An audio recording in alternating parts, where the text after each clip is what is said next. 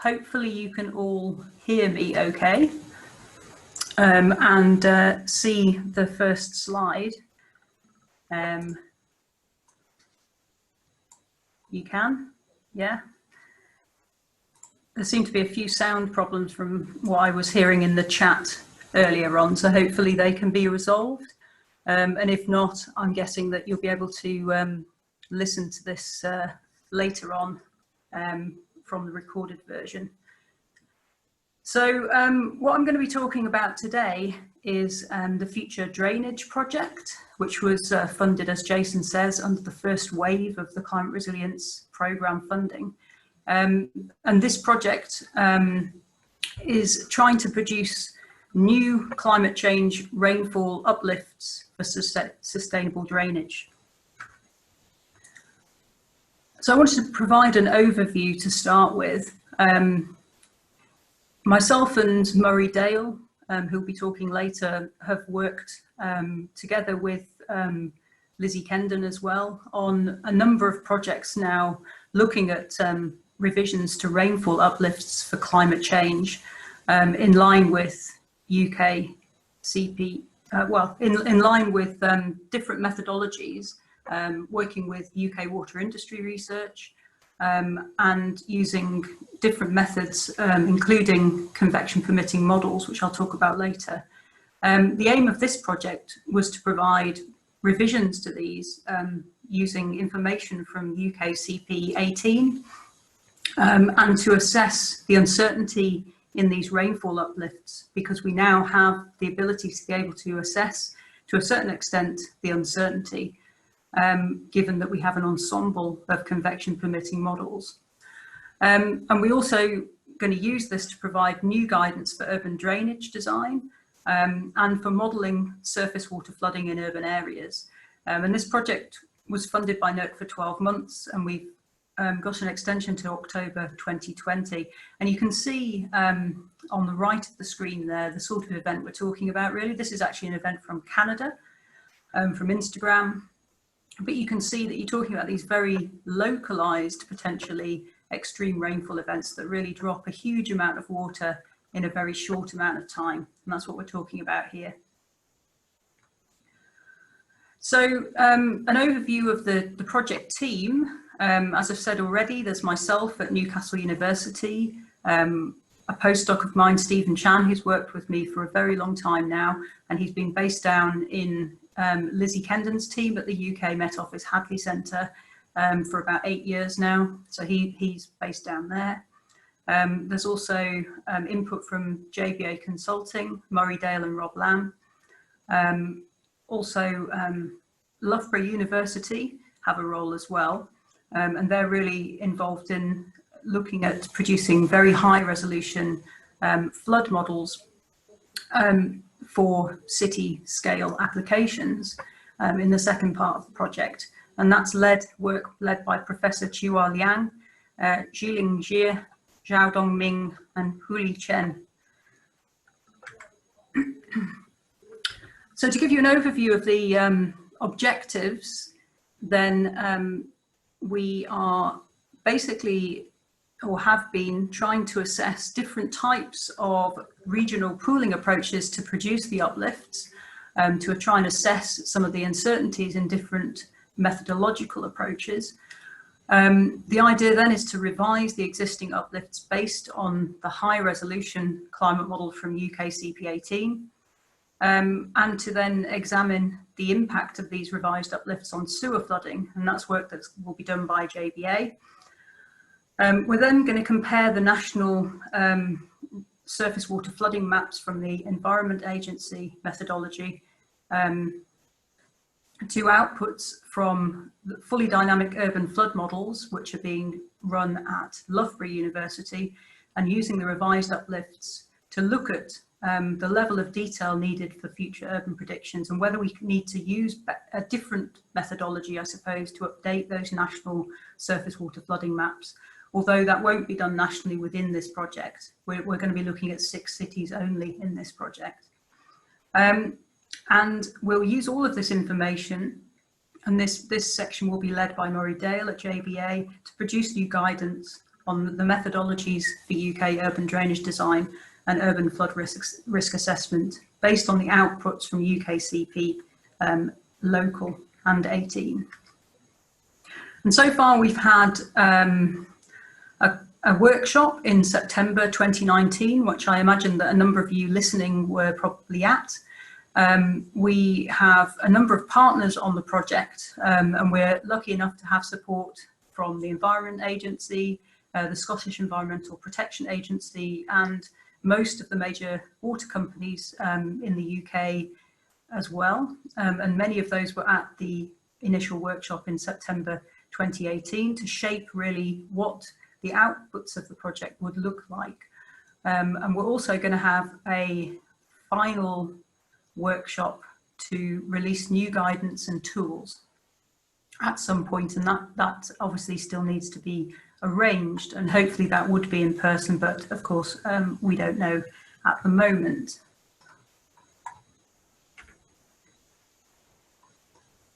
I'm seeing that somebody's raised their hand, and I'm not sure whether people can ask questions at this stage or not.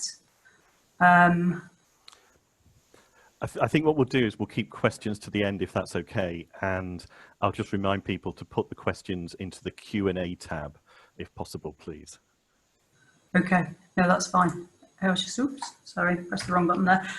Trying to get rid of the black thing at the top of the screen. There we go. Oh, sorry.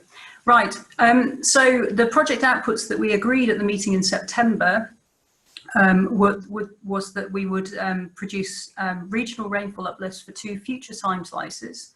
So that's based on the released outputs from UKCP local. So that's 2021 to 2040 and 2061 to 2080. And that's relative to 1981 to 2000, because that's the baseline current climate period that's been run for this UKCP local simulations.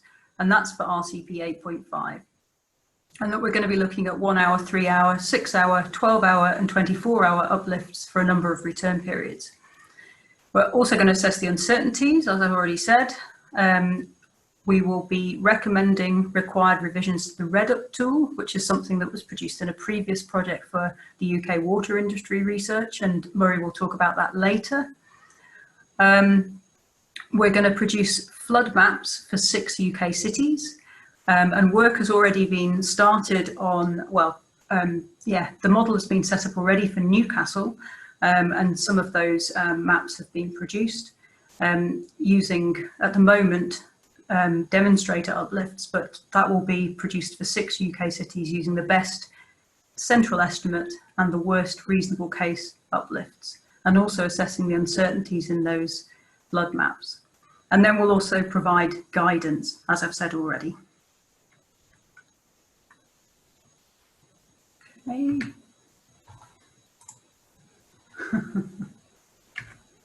Right, okay. So the next 4 slides, I think, are from a presentation that Lizzie Kendon gave to the workshop in September, really talking about what the 2.2 kilometre UK climate projections, UKCP local projections are. And as I've said already, this is the main source of new information for this particular project. And we're very lucky that the UK Met Office have been able to produce the first ensemble of climate projections at a convection permitting scale. And what we mean by a convection permitting scale is that we're able to switch off the parameterization of deep convection within the model. And so basically it's able to partially resolve the convective processes that obviously are very important for these very extreme intensity rainstorms that we see in particularly summer months in the UK. And we've obviously seen a few of those in recent weeks, particularly in Manchester and Yorkshire, from what I've heard. And so this model is run at 2.2 kilometre resolution. And there are 12 ensemble members that have been run. And this is using basically what's essentially used for the weather forecasts for the UK.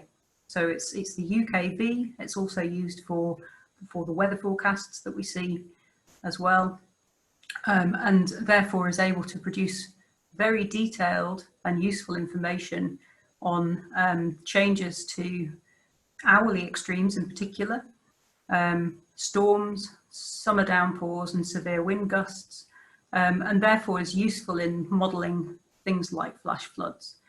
And from a review paper, or a paper that Lizzie Kendon led on in BAMS in 2017, really, there's assessing a whole host of different convection permitting models across the world.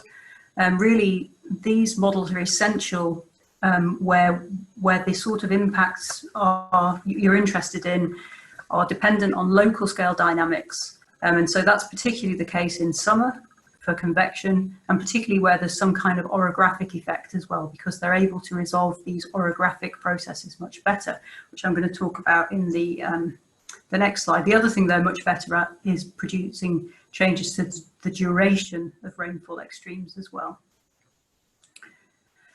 So these local projections, as I've said already, they much better represent small scale behaviour in the real atmosphere.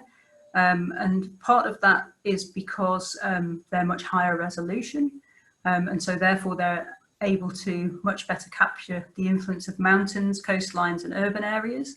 And you can see that particularly on the bottom right there, where you can see the typical area of a regional 12 kilometre resolution grid box for London, compared to the 2.2 kilometre resolution grid box. And that's the sort of resolution you're talking about for each grid box.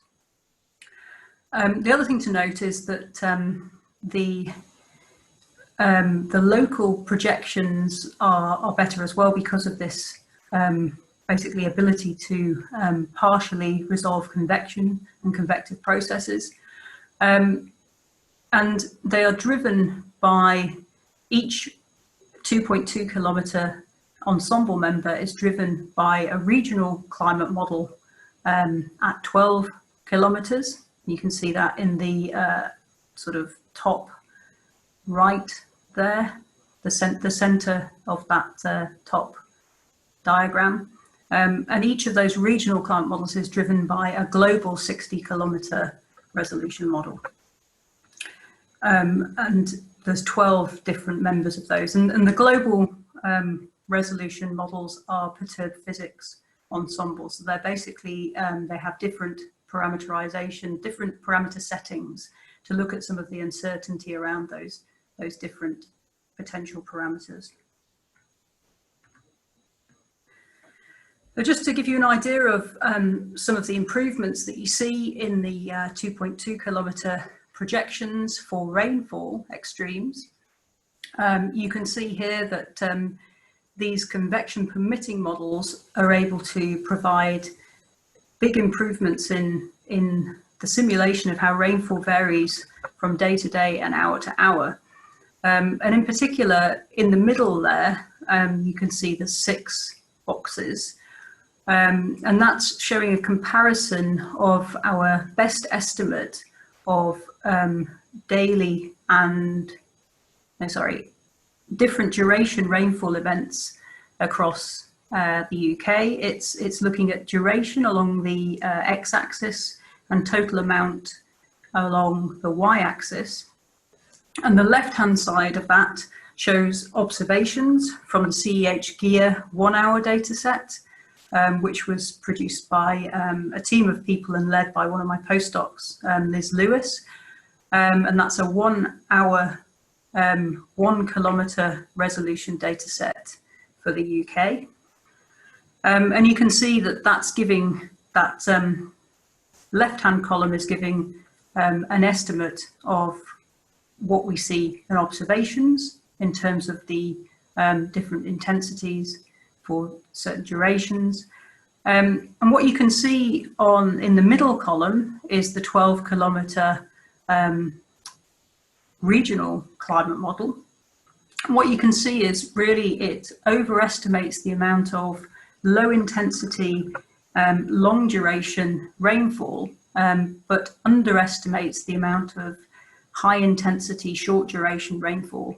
And that's in both seasons, but particularly in the summer, which is the top row. This is often called the drizzle effect, that it rains too little and too often in these type of convection parameterized models. And you also see this in global climate models as well.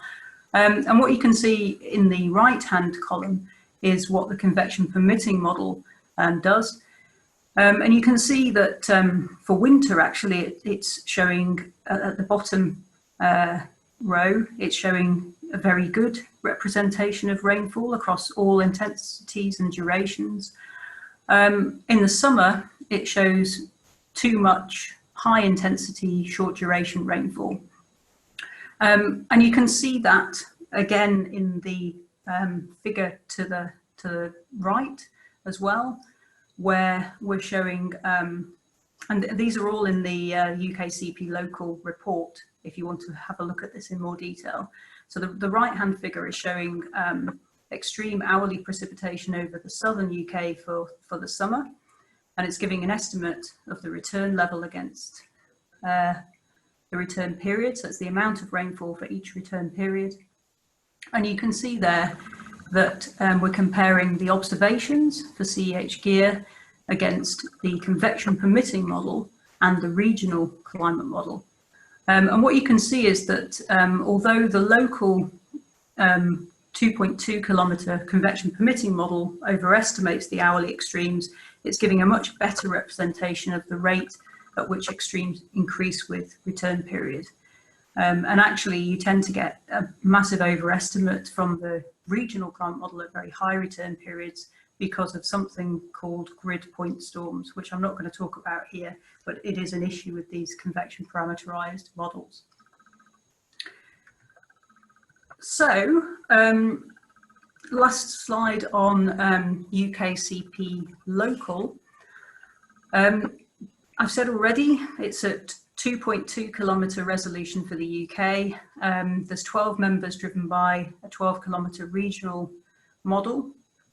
It's been released, data's been released for 3 time slices. So that's your current climate 1981 to 2000, and 2 future time slices, 2021 to 40 and 2061 to 80.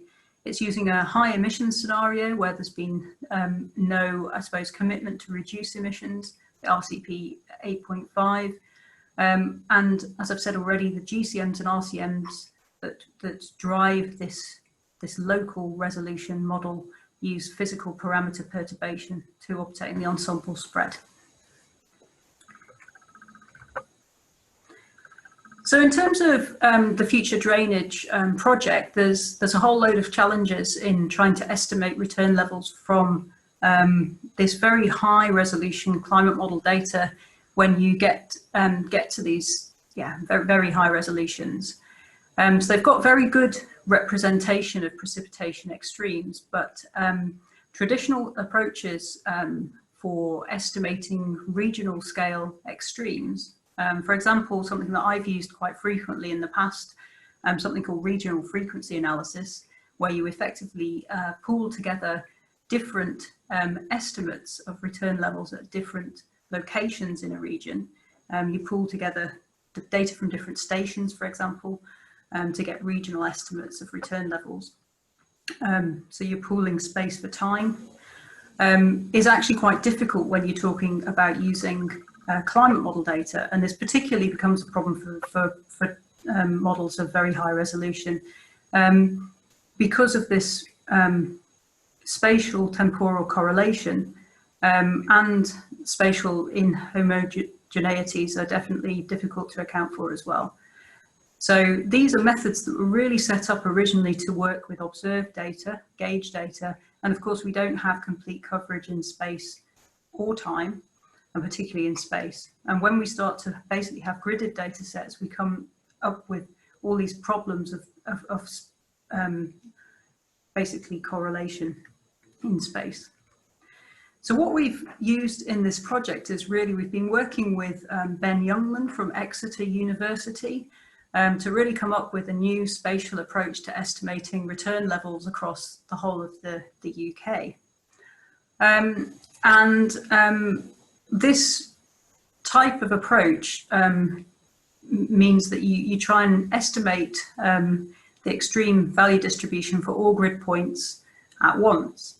And it works for multiple extreme value modelling approaches, so you can use annual maximum, peaks over threshold, and the point process approach, and that's what we're using here. And the idea behind this is quite simple, although statistically complicated, that you're basically using something called a generalized additive model. You may have heard these in the past, a GAM model. And the idea behind this is that you effectively fit a linear model at each location, and that has covariates as well. And this basically spatially smooths the parameters and reduces noisiness. So to give you a bit more detail, basically what you're doing is you're using covariates at each X and Y coordinate. So in this case, that's every 2.2 kilometer grid cell, to spatially smooth the extreme value parameters at that point. So the approach basically computes estimates for all grid points together, and considers that points around the same location should have similar parameters. And in this case, we've used the two largest events per year over a 20-year time period. So basically we're using 40 events for each grid cell to basically fit this model. And just to say that in the past, with previous work for UK water industry research, we've used a different approach to actually estimate the extreme value distribution parameters at each grid point. And we've estimated them separately, and hence we produce much more noisy estimates, as the method ignored estimates from nearby grid points. And we think this is a much more robust method with which to estimate, well, return levels, and therefore uplifts in those return levels. So just to say, in terms of the approach we've taken, we only use one covariate per rainfall duration. So we use the mean climatological precipitation and the hourly precipitation intensity for daily and hourly extremes respectively. That's as well as the XY coordinates, of course. And we fiddled around with this for quite a long time, but in the end we decided to use a single shape parameter fixed for the UK, because that can be quite variable. But we obviously fitted that based on a sort of average across the UK. So the model is able to account for the way orography and coastlines affect precipitation, in the same way as Ben Youngman has basically previously used this to look at wind extremes. We also apply adjustments to account for temporal co-occurrence of extremes in the same month. And then we basically fit this to each ensemble member and each time slice separately. So we get a result for each ensemble member and each time slice. And then we need to estimate the uncertainty in the return level and the uplifts. And there's basically two types of uncertainties that we can estimate. There's the uncertainties in the extreme value model fit themselves, that will be specific to a particular ensemble member for a particular time slice. And then there's also the uncertainties due to the climate model ensemble spread. And that's due to the parameter variability coming from the GCMs and the RCNs. And to combine both uncertainties, we basically statistically simulated the return levels and uplifts at each ensemble member separately and pooled those to form a super uncertainty range. And then we estimated confidence interval. So the sort of things we haven't explored so far in terms of uncertainties include the uncertainties due to emission scenario. Of course, that's really important in terms of planning for the future. And I'd be interested in hearing comments about whether that is something we need to really be thinking about as well. It's obviously difficult to do in this case because all the 2.2 kilometre convection permitting model cases are based on the RCP 8.5, but it may be possible to think about this through some kind of scaling. So that's something perhaps to talk about later. So before we move on to show you some preliminary results, I'd just like to talk a little bit about, we're going on too much, about the uplift regions. So the UK water industry research previously used 3 different regions, northwest, northeast and south. And these were based on uplifts from a single 1.5 kilometre convection permitting model, which had 2 separate simulations for the North and South UK. And I just wanted to remind you as well of basically what these uplifts look like. So these were the uplifts for a 30-year event for all durations, because they're all very similar for different durations. You can see here that they're for the 3 regions, and we produced a central and a high estimate for each of the 2030s, 2050s and 2080s. And these, the central estimate was somewhere around 10 to 20 for the 2030s and somewhere from 15 to 35 for the 2050s. And note here that the high estimate is from the regional spatial variability in uplift values, rather than this ensemble, based on an ensemble estimate. So the UCWER results were based on 2 different convection permitting model simulations split north and south for about 2100 RCP 8.5. They were also driven by a different GCM configuration. UKCP local is 1 domain with 12 convection permitting model simulations. In the UCWER report, 1 hour and 24 hour uplifts for the north were higher than the south. So just to remind you of that.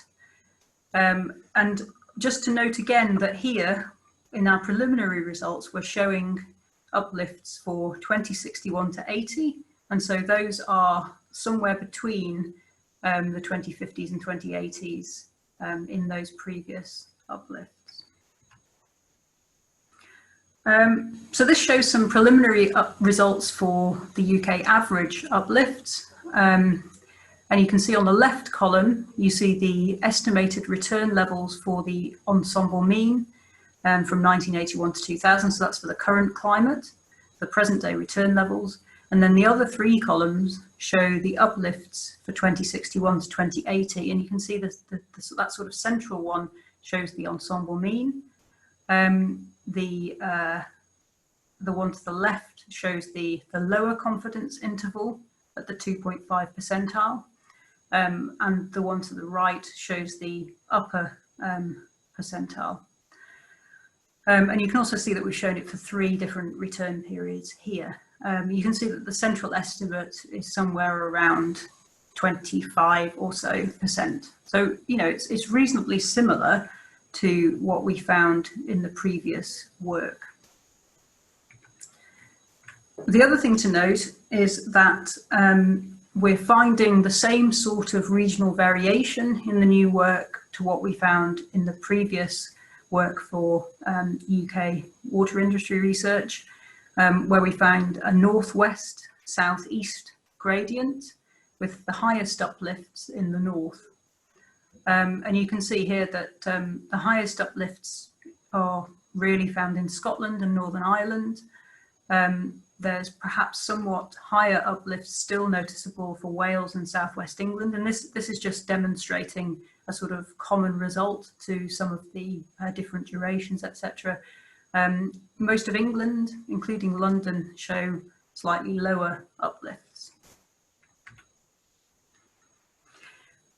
So this is my final slide, and then I'm going to hand over to Murray. But basically, in conclusion, the UKCP local uplifts show a very similar north, south, east, west pattern to the previous work that we did for UCWER. The UCWER results were based on 2 convection permitting model simulations split separately for the north and the south of the UK, but were also driven by a different global climate model configuration. UKCP local is one domain with 12 different convection permitting model simulations, and the fact that it covers the whole domain will make the results more robust and comparable between the northern and southern regions, I think. So work so far is only for the 2061 to 2080 period, and it's not directly comparable to the UCWEAR uplifts. The UKCP local produces similar central uplifts to those of UCWEAR, and this does not appear to be dependent on the new method either, because we've tested both methods. We're using a different method to estimate confidence intervals, and so far this suggests that the confidence intervals may be slightly smaller than those we produced for UCWEAR. And in conclusion, the uplifts are not likely to be released until early 2021. And so I'm going to hand over to Murray to talk, but I'm going to continue to share my screen and move on to his slides.